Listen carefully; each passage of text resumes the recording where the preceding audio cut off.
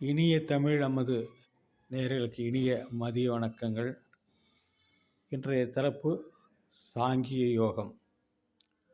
நேற்று பார்த்ததை தொடர்ந்து மேலும் கபிலர் சிலவற்றை கூறுகிறார். கபிலர் என்பவர் நாம் முன்னாலே சொன்னோம்னா அந்த பகவான், அந்த விஷ்ணுவினுடைய அவதாரம் என்பதை பார்த்தோம். அவர் கூறிய சாங்கிய யோகம் என்பதை பற்றி பார்ப்போம். அதற்கு முன்னாலே அவர் கூறிய தன்னுடைய மாதாவிற்குரிய சில அறிவுரைகளையும் நம்ம பார்ப்போம். பகவானுடைய அழகிய சாந்தமான திருவுருவத்தை எப்போதும் மனதில் தியானிக்க வேண்டும்.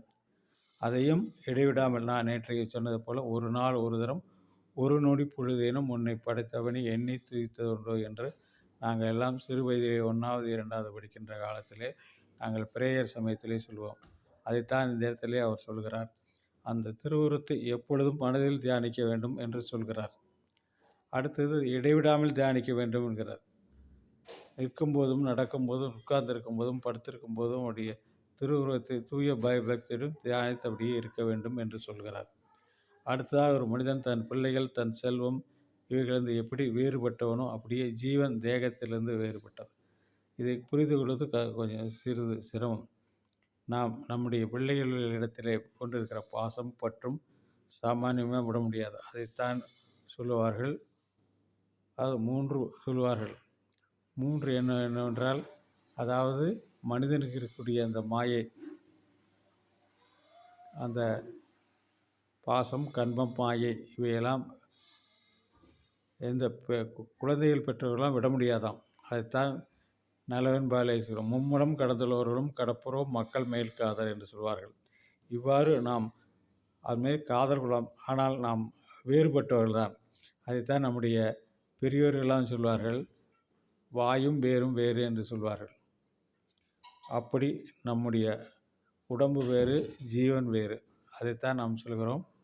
உடம்பும் அதே நேரத்தில் நம்முடைய உள்ளத்தில் இருக்கிற ஜீவனும் வேறுபட்டது என்று. நெருப்பு தன்னிடமது உண்டாகியுள்ள நெருப்பு பொறி புகிலிருந்து எவ்வாறு வேறுபட்டதோ அவ்வாறே ஜீவன், பஞ்சபூதங்கள், இந்திரியங்கள் அந்த காரணங்களிலிருந்து வேறுபட்டவை. ஆனால் ஒன்று சொல்வார்கள், ஒன்றுக்கொன்று நெருப்பு இல்லாமல் புகையாது என்பார். அதை போலவே ஜீவன், பஞ்சபூதங்கள், இந்திரியங்கள் எல்லாம் ஒன்றுக்கொன்று வேறுபட்டவை. இதையெல்லாம் கபிலர் பல தத்துவங்களையும் கூறி விளக்குகிறார். இதற்குத்தான் சாங்கிய யோகம் என்று அவர் சொல்கிறார். இவை அனைத்தும் பகவானுடைய தாயார் தேவகூதிக்கு அவர் பகவான் கூறினார். இதற்கு எல்லாம் அடிப்படையான வேர் போன்ற பக்தி யோகத்தை பற்றி கூற வேண்டும் என்று சொன்னார்கள். நம்மிடத்திலே கலியுகத்திலே நாம் பார்க்கும்போது ஞான மார்க்கமும் சரி, நம்முடைய கர்ம அந்த மார்க்கமும் சரி முடியாது. ஆனால் நம்மாலே முடிந்தது பகவான் கூறியது போல பக்தி யோகம். பக்தியின் அடைய பலவையான வழிகள் இருக்கின்றன என்றார் கபிலர். இதுதான் பக்தி, இது மட்டும்தான் பக்தி வழி என்று எதையுமே அறுதியிட்டு கூற முடியாது. மனிதருடைய பாவனைகள், வேறுபாடுகளை பொறுத்து பல வழிகள். மேலும் பக்தி நிலையுள்ள ஏற்றத்தாழ்வுகளையும் விக்கிரக ஆராதனை பற்றியும் கூறுகிறார். விக்கிரக ஆராதனை என்பது ஒரு அடையாளம். முருகன் என்றால் இப்படி இருப்பான் என்று தெரியும், ஆஞ்சநேயர் என்றால் இப்படி இருப்பான் என்று தெரியும், அதுக்கு மேல் ஏழுமலையார் என்றால் இப்படி இருப்பார் என்று தெரியும். இதையெல்லாம் பக்தி பற்றி விக்கிரக ஆராதனை என்பார். இதை பற்றியும் கூறுகிறார். முன்கோபம், பேத புத்தியும் கொண்ட ஒருவன் இம்சையோ பொறாமையோ டம்பத்தையோ முன்னிட்டு கொண்டு விக்கிரகங்கள் என்னை பூஜிப்பது தாமச பக்தி. பக்தியை எப்படி பிரிக்கிறார் பாருங்கள். நம் மனசில் பலவிதமான எண்ணங்களை வைத்துக்கொண்டு தவறான ஒருத்தர் மீது பொறாமை, பற்று, இந்த மாதிரியான முன்கோபம் போன்றவெல்லாம் வைத்துக்கொண்டு நாம் செய்கின்ற பக்திக்கு அது பக்தி என்றே சொல்ல முடியாது. அது தாமச பக்தி என்று சொல்கிறார். அதே மாதிரி பேத புத்தி கொண்ட ஒருவன் பாவங்களை போக்கிக் கொள்வதற்காகவோ பகவானுக்கு அர்ப்பணம் என்ற நோக்கு கொண்டு பூஜை செய்ய வேண்டியது கடமை என்னதை பகவத் செய்வது சாத்வீக பக்தி. அதாவது அவனுக்கு நிலையான ஒரு புத்தி இருக்காது. ஆனால் அந்த பாவங்களை இந்த பூஜை செய்தால் போய்விடும் என்று நினைத்து அவன் செய்வான். அதைத்தான் நம்முடைய பெரியவர்கள் என்று சொல்வார். கர்மம் என்று ஒன்று விட்டால் காசிக்கு போனாலும் கர்மம் தீராது என்று சொல்வார்கள். இந்த பிறவியிலே செய்தது அடுத்த பிறவியிலே அனுபவிக்க வேண்டும் என்று அன்றைக்கு சொன்னார்கள். ஆனால் இன்றைக்கு நடப்பது என்னவென்றால், இந்த கலியுகத்திலே அன்றைக்கு செய்த கர்மாவை அதே நம்முடைய காலத்திலேயே செய்ய வேண்டிய சூழ்நிலை இருக்கிறது என்பதையும் நாம் இன்றைக்கு புரிந்து கொள்ள வேண்டியது. சொன்ன தாமச பக்தி. இரண்டாவது வெவ்வேறு எண்ணங்களோடு பகவானுக்கு ஒரு செய்தால் அந்த கடமை தீரும் என்று செய்வது சாத்விக பக்தி. அதை மாற்றி சமுத்திரத்தை நாடியோடும் கங்கையை போன்று என்னை விடாது என்னும் மனத்தோடு ஒரே காரணத்துக்காக என்று இல்லாமல் இயற்கையாக வேறு நாட்டமின்றி பக்தி செய்வது நிர்குண பக்தி. நாம் முதலிலே பார்த்தோம் தாமச பக்தி. அது பிறர் மேல் கோபம், பொறாமை என்பதெல்லாம் வைத்துக்கொண்டு செய்வது, பூஜை செய்வது தாமச பக்தி. அதே மாதிரி பாவங்களையும் போக்கிக் கொள்வதற்காக ஒன்றை எதிர்பார்த்து செய்யக்கூடிய கடமை என்ற எண்ணத்துடன் செய்வது சாத்விக பக்தி. மாறாக எந்த எண்ணமும் இல்லாமல் இடைவிடாது அந்த மனதோடு ஒரு காரணம் மனசிலே தனக்கு ஒரு நல்ல ஒரு எண்ணம் வர வேண்டும் என்று வேறு நாட்டமின்றி பக்தி செய்வது நிர்குண பக்தி. எதையும் எதிர்பார்க்காமல் செய்வது நிர்குண பக்தி. அப்புறம் என்ன சொல்கிறாருன்னா, விக்கிரக ஆராதனை பற்றி கூறுகிறார். அனைத்து பிராணிகளுக்குள்ளும் ஆத்மாவாக அவர் கிருஷ்ணன் சொல்கிறார்ல அந்த இதில், அதே மாதிரி ஆத்மாவாக நானே இருக்கிறேன். இது எல்லா பிராணிகளையும் மதிக்க வேண்டும். எல்லாவற்றுக்கும் ஆத்மாவாகவும் ஈஸ்வரனாகவும் உள்ள அந்த கிருஷ்ணரை மதிக்காமல் மூடத்தனத்தோடு விக்கிரகத்தை மட்டுமே வழிபடுவோன் சாம்பலே ஹோமம் என்று எண்ணுகிறான் என்று சொல்ல வேண்டும். இதில் என்ன சொல்கிறார் என்றால், அதை பார்க்கும் பொழுது நம்முடைய பாடலிலே பார்த்தால் வரும். அதில் என்ன சொல்வார்கள் என்று சென்றால், தெய்வம் என்றால் அது தெய்வம், பெரும் கல் என்றால் அது கல்தான். அந்த மாதிரி அதை நினைத்து கொண்டு பார்த்தோம்னா அந்த இதுக்குள்ளே இருக்கிற ஆத்மா, அதுக்குள்ளே எல்லா ஈஸ்வரனும் இருக்கக்கூடியதை நம்ம எல்லாம் தெரிந்து கொள்ள வேண்டும். எப்போதும் தன்னை போற்றி பாதுகாத்து கொண்டு பிறருக்கு இருக்கும் என்னை பகைவனான வேத புத்தி கொண்டு வாழ்வன் ஒரு நாளும் சாந்தி அடைய மாட்டான். அப்படி எதையும் தன்னையே சுயநலவாதியாக இருந்து கொண்டு பிறருக்கு எந்த விதமான ஒரு உதவியும் செய்யாமல் இருப்பவன், சுயநலத்தோடு இருப்பவன், அவனுக்கு ஒரு நாளும் அந்த மனசிலே ஒரு சமாதானத்தை அடைய மாட்டான். அடுத்ததாக பல வகையான பொருட்களை கொண்டு பல வகையான கிரியைகளால் விக்கிரகத்தில் என்னை அர்ச்சித்த போதிலும் ஜீவன்களை அவமதிப்பாராயின் அவரது பூஜையால் நான் மகிழ்ச்சி பெற மாட்டேன். எல்லா விதமான இன்றைக்கு திரவியங்கள் இருக்கிறது ஒரு பூஜை செய்வதற்கு. அந்த எல்லா திரவியங்களையும் அந்த இறைவனுக்கு அர்ப்பணித்து விட்டு, ஆனால் அவன் மற்ற ஜீவன்களை ஆத்மா என்பது எல்லாவற்றுக்கும் தான். மனிதனுக்கு மட்டுமே ஜீவன் கிடையாது. இன்றைக்கு மெல்ல உருகின்ற அந்த எறும்பு முதற்கொண்டு எல்லாவற்றுக்குமே அந்த ஆத்மா இருக்கிறது, ஜீவன் இருக்குது. அது எல்லாற்றையும் ஒன்றாக நினைப்பாயானால் அவர்களுக்கு அந்த பூஜையில் அந்த இறைவன் மகிழ்ச்சியை அடைவான் என்று சொல்கிறார். எல்லா உயிரிடத்து உரையும் என்னை தன் உள்ளத்தில் காண்பதற்காக முதலில் மனம் இஷ்டப்பட வேண்டி விக்கிரகத்தில் போன்றவற்றை பூஜிக்க வேண்டும். அதான் அது உள்ளமும் சரி.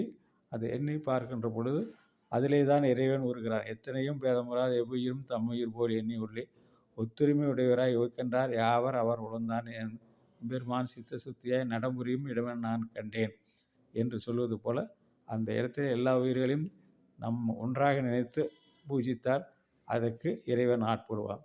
பிற உயிர்களுக்கு கொடுக்கும் தானமும் கௌரவமும் அன்பும் அபேதபதி என்னில் பூஜையாகும். நாம் பூஜை என்பது மணி அடித்து அதுக்கு அலங்காரம் பண்ணி பண்ணுவது அல்ல. மற்ற உயிர்களுக்கும் முடிந்த அளவு உதவி செய்வது, அவர்களுக்கு எல்லாவற்றிலும் மேலாக அவளுக்கு ஒரு கௌரவத்தை கொடுப்பது, அவளை அன்போடு பெறுவது, இதுதான் அந்த இறைவனுக்கு செய்கிற பூஜை என்று சொல்கிறார் பகவான் கபிலர் அருளிய பக்தி யோகம்.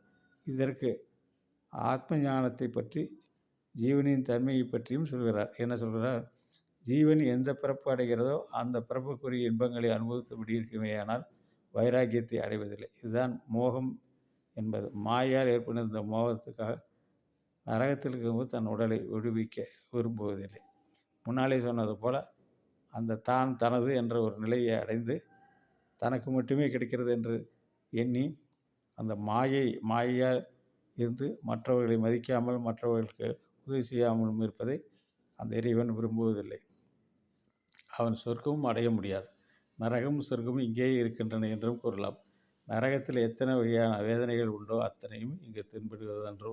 அது சபரிமலை நீங்கள் போகின்ற பொழுது ஆற்றிலே குளிக்கிற பொழுது லட்சம் குளிக்கின்ற பொழுது அங்கே மலமும் அந்த இடத்துல மிதக்கும். அந்த இடத்திலே தான் நம்முடைய குருசாமிகள் சொல்வார்கள், இங்கே தான் நரகம் இருக்கிறது, இங்கே தான் சொர்க்கமும் இருக்கிறது என்று சொல்வார்கள். அது இருக்கிற போது என்ன பண்ணுவான், அவன் தனக்கு இந்த உடம்பு சாதம் இந்த உடம்பு நமக்கு என்றைக்கு இருக்கும் என்று எண்ணுவான். அதை விடுவதற்கு அவனுக்கு மனசு வராது. அவனுக்கு அந்த சொர்க்கம் கிடைக்காது. நரகம் சொர்க்கம் இங்கேயே இருக்குன்னு கூறலாம். நரகத்தில் எத்தனையான வேதனைகள் இருக்கிறதோ அது இங்கேயும் தென்படும். பிற பிராணிகளுக்கும் துரோகம் தன் உடலை வளர்த்தவன் இந்த உடலை இங்கே விட்டுவிட்டு தான் செய்த பாவங்களின் மூட்டையை சுமந்து கொண்டு தன்னந்தனியாக நரகத்தை அடைவான். நரக வேதனை அனுபவித்து அதனால் பாவம் செய்து மீண்டும் மனித பிறவி அடைவான். பூர்வ வினைப்பினால் இவன் ஜீவன் கருவாகிறான். திருக்குறளிலே ஒரு இடம் ஒரு குறள் உண்டு. தன் ஊன் பெருக்கிற்கு தான் பிரிதுண்பான் எங்கனம் ஆளும் அருள் என்று சொல்வார்கள்.